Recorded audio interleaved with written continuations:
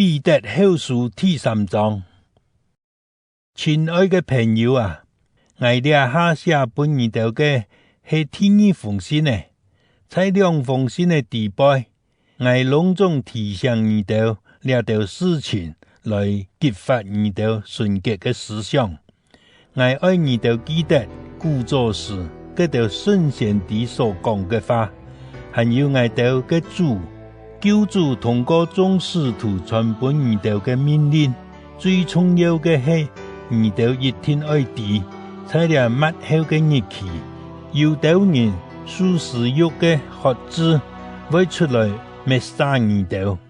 講，佢唔係因喜愛再來嗎？佢在哪位呢？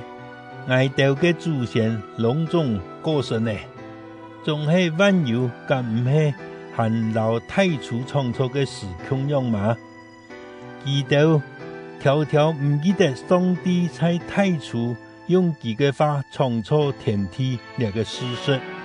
天係對水，通過水來成形嘅；舊嘅世界也係對水，就係太水來消滅嘅。呢下嘅天老地也同樣係憑上帝嘅話保留下來嘅。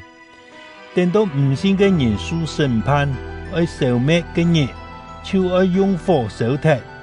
仲係親愛嘅朋友啊，有一件事你都唔好唔記得，在主看來，一日像千年，千年像一日。主唔係像一般人所想嘅，炎炎殘殘，唔實現佢嘅應許。其實佢係寬容你哋。因為佢唔願意有一個人沉淪，係願意人人都來悔改。仲係主再來嘅日，就像七日忽然來到一樣。在嘅日，主天會在太陽中消失，星辰會在烈火中燒剔，大地和萬物隆重會消滅脫去。既然這一切愛安樣毀滅脫，你哋行事做人安樣辦呢？你哋應當愛過聖潔和虔誠嘅生活，來等候上帝嘅日嚟，隨別佢趕進來。在嘅日，主天會本火燒滅脫，星辰會在烈火中熔脫。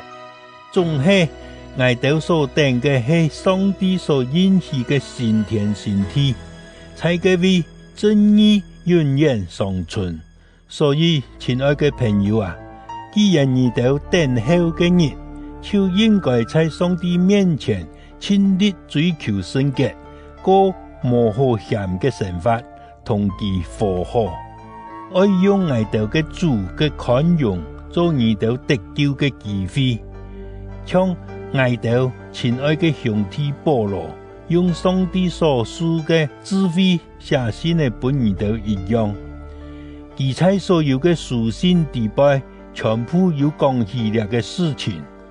佢嘅信呢底背有啲所在親難了解，嗰啲無知老反覆無常嘅人就隨便曲解，像佢哋曲解其他嘅經文一樣，結果就係此次滅亡。